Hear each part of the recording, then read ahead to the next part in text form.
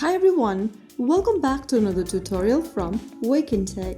Today in this video, I'm going to show you how to delete a listing on Airbnb. If you are looking to remove a property listing from Airbnb, then this tutorial will guide you through the process. First of all, launch open Airbnb application on your device, or you may also go visit airbnb.com on a web browser and log in.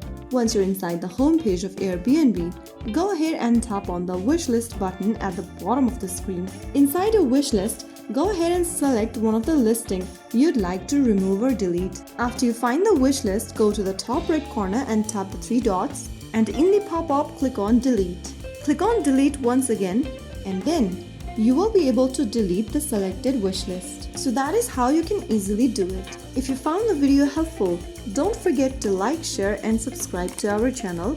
I will be back again in the next episode. Thank you for watching.